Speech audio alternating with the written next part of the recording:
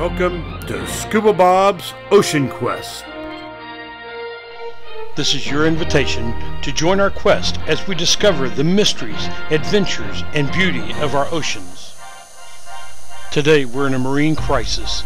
Come with us on our latest expedition as we reveal the current conditions of our waterways.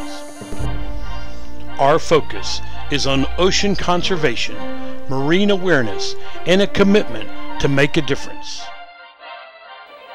In today's episode, we will be exploring the lives of whale sharks in Hol Box, Mexico. With fins hanging over the boat, we prepared to take a plunge into the aquatic world with the world's largest fish.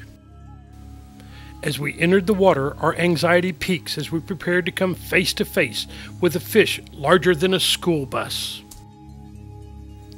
Although called a whale shark, it has nothing to do with the whale, but it does have something to do with sharks. This giant creature grows up to 50 feet in length and can weigh as much as 15 tons. The whale shark originated about 60 million years ago. Divers don't have to worry about getting bit by this giant because it doesn't have any teeth. You might think huge fish would be on its menu, but the fact is it only eats shrimp, plankton, krill, and small fish. The fact is that whale sharks need to worry about man. The whale shark is targeted by many fisheries around the world where they seasonally aggregate.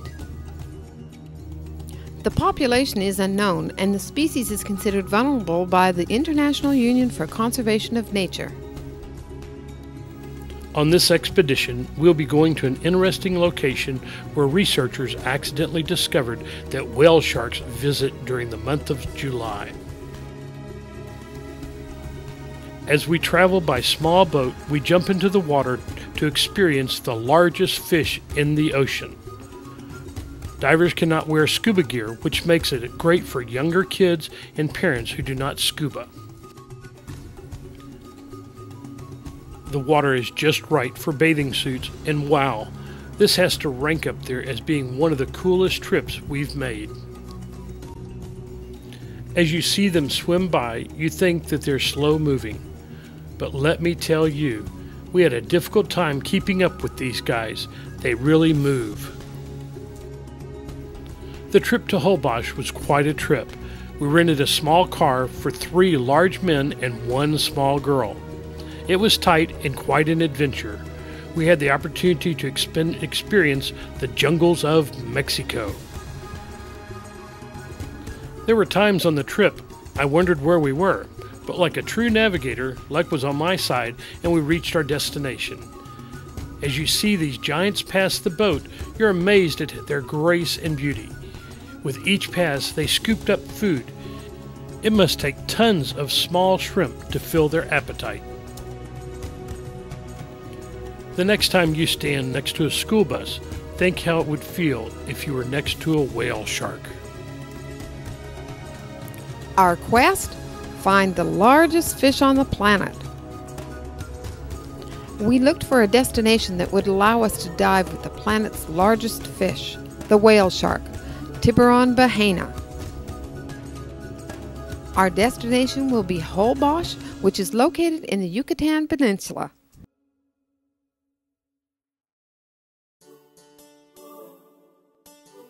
Once you've finished the 3-hour drive from Cancun, you will arrive in Chiquilla, a sleepy fishing village. And then you have a 6-mile ferry crossing to Hol Box. Our starting point was Houston, Texas, where we took a flight on Aeromexico from George Bush Intercontinental Airport to Cancun. The flight was a 2.5-hour flight. While in the air, we had time to rest, relax, and read.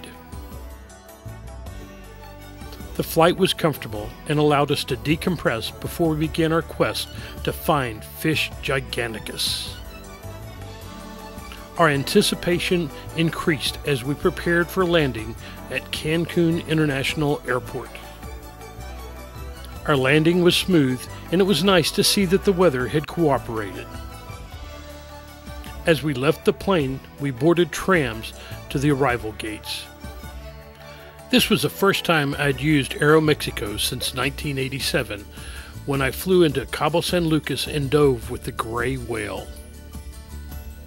Before leaving the airport, you have to push a button to go or stop. Well, guess who got stopped? Once I got stopped, I had to empty all my gear, put it back in, zip it up, and then we could leave. Our hotel was Rio Playa del Carmen, and we used it as our base camp. The night we arrived, we had the privilege of walking on the beaches in Acamal. With no sleep the night before, we walked from 9 o'clock till midnight. We were accompanied by turtle biologist in Centro Ecological Acamal. While on our stroll, we had an opportunity to see a loggerhead come on the beach and start laying her eggs. We also had a chance to release day-old babies.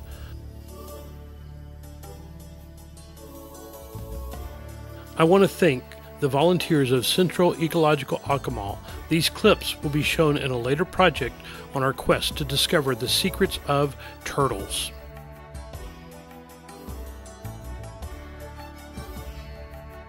After driving the jungles of Mexico, we arrived in Chiquilla.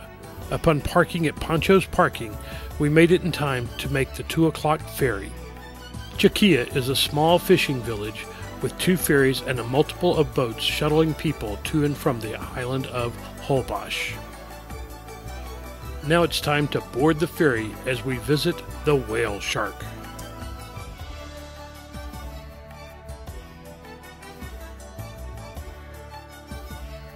We did a last-minute check to make sure we had all of our equipment and gear.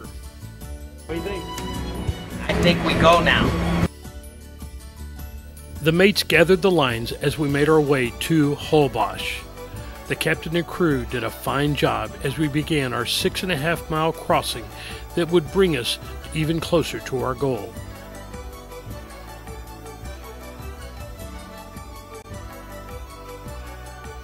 Jim was primed and ready. Land, oh, Captain. Hol Box is a sleepy fishing village. The island was settled by the Mayans, and in the 1700s, a pirate named Moho made Hol Box his base. This was due to an inland cenote. The cenote was called the Black Hole, or Hol Box. Lobster and squid fishermen comprised most of the 800 inhabitants. Upon landing, our bags were given to the baggage handlers. Notice the pea soup. Ah. Good diving. Thanks, Steve. We stayed at the Holmar Hotel in Hol Box through the operator Rod Strickland. He has a company called the Carib Trading Company. Got a little swimming pool back here. Okay. Nice to dip in, a little refreshments, not not salty. Sure.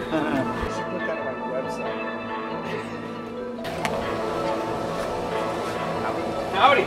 Welcome. The mainland was the source of water for all of them.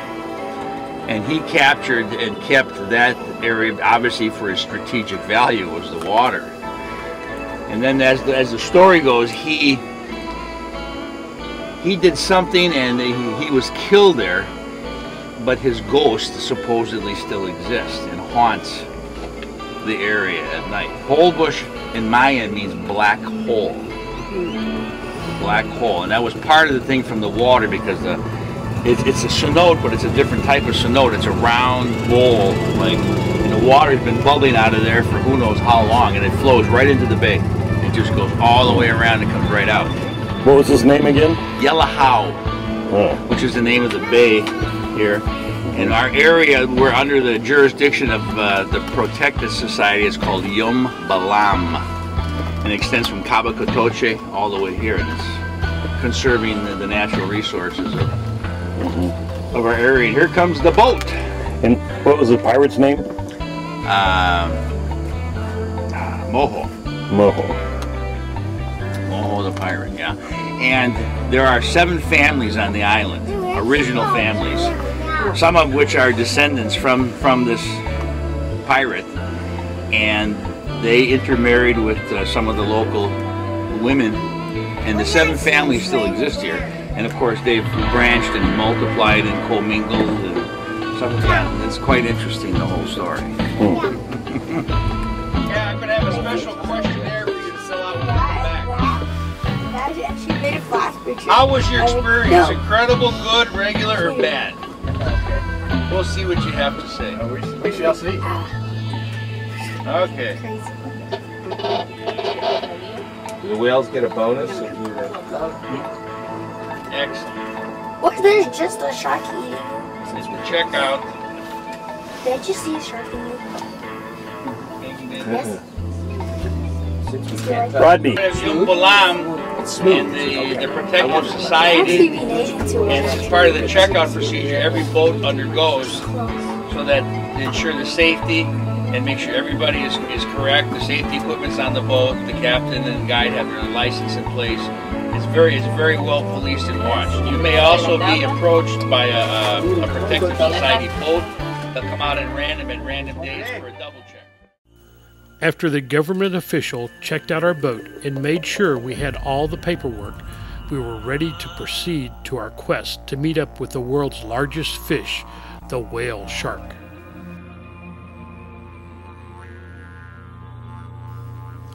Our vessel set sail as we were ready to discover Tiburon Bahena. We discovered a sign of good luck. We found a pod of dolphins, which were a sign of safe passage. Wow, what a great start to our whale shark expeditions.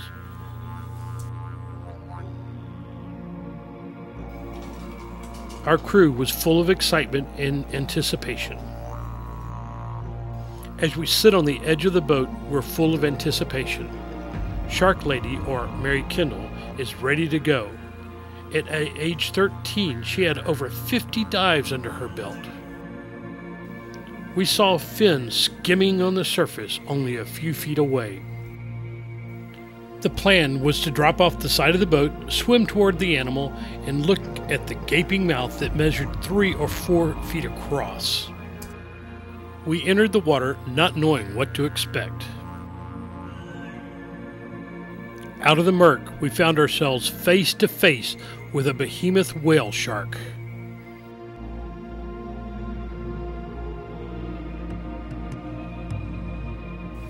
The spots looked like someone systematically painted white spots on their skin. Whoa, these creatures are huge. They're not a minibus, I mean they're a full-size bus.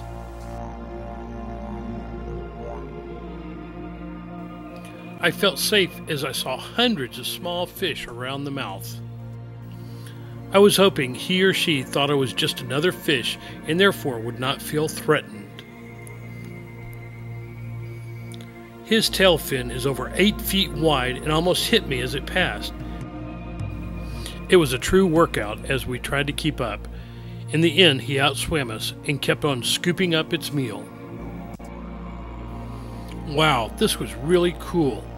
We had experienced the world's largest fish. We could only dream of what was to come. Mary Kendall was excited. The dive master was ready to call everyone back to the boat.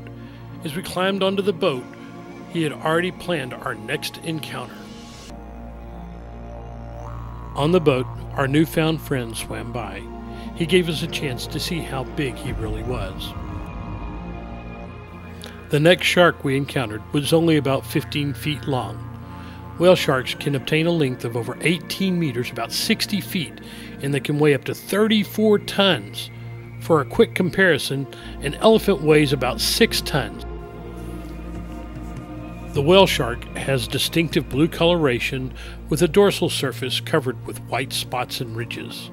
Whale sharks are filter feeders, feeding on zooplankton, small fish, along with squid.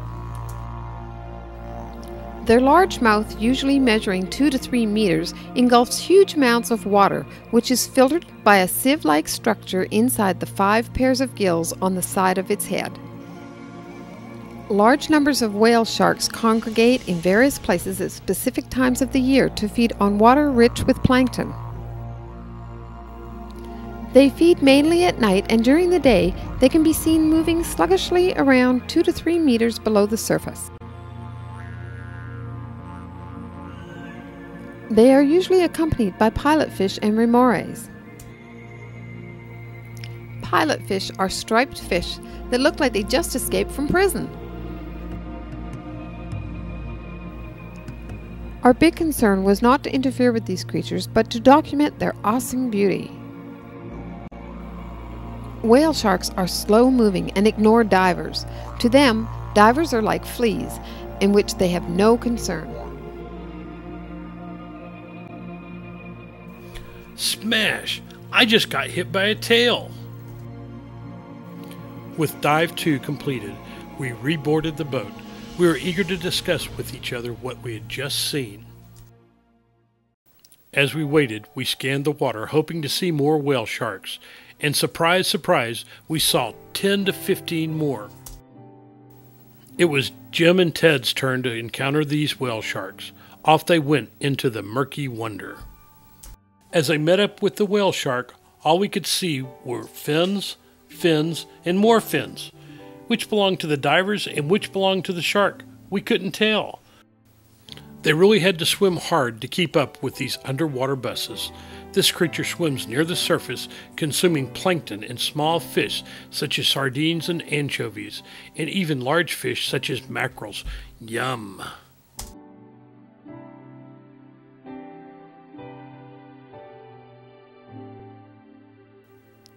They swim in a 1,000-foot circle, scooping up food. Global whale sharks inhabit tropical and warm-tempered oceans. They prefer waters between 62 and 74 degrees. They tend to concentrate in certain places and times each year, like Hol Box. Whale sharks are tagged by non-profit organizations to monitor their populations and migration patterns. Once the whale sharks disperse, they are known to travel as far as 3,000 miles and return the following summer. Whale sharks are vulnerable to fishing with the increased popularity of whale shark meat. A fishery for whale sharks has been developed off the coast of Taiwan. In this fishery, about 250 are killed each year by means of harpoon and set nets. Whale sharks are also fished off Asia, Indonesia, and Korea. However, whale sharks are protected in the Philippines, Mexico, and in the Maldives. Their seasonal arrival in South Africa is an important attraction to ecotourism.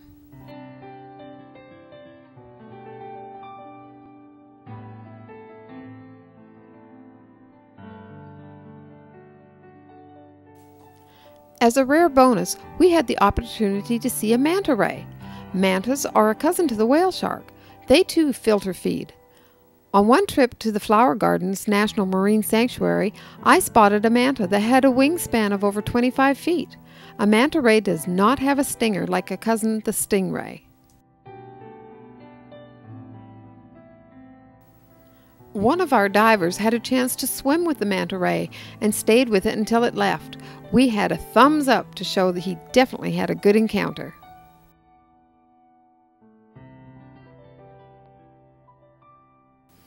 Shark fin soup also threatens the species. In 1999, a large whale shark fin sold for about $20,000.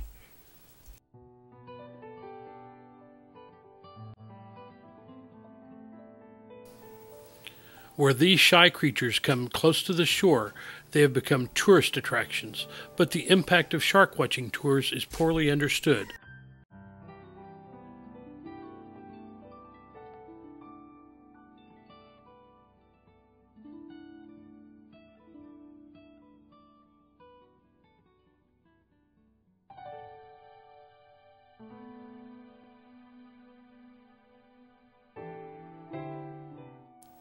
Whale sharks need our advocacy.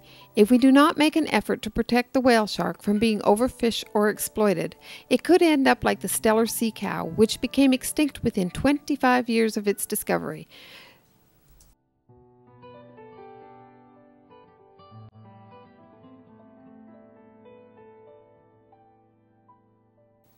Remember, to catch a fish will feed a village for a day. To create ecotourism will feed a village for a lifetime.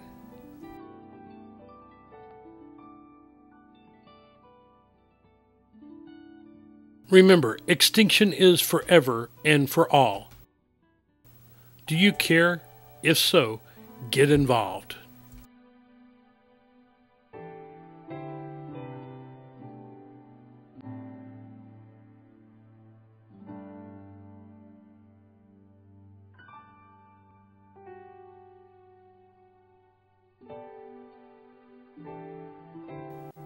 Stay tuned to next week as we see Scuba Bob get bit by a 7-foot Caribbean reef shark.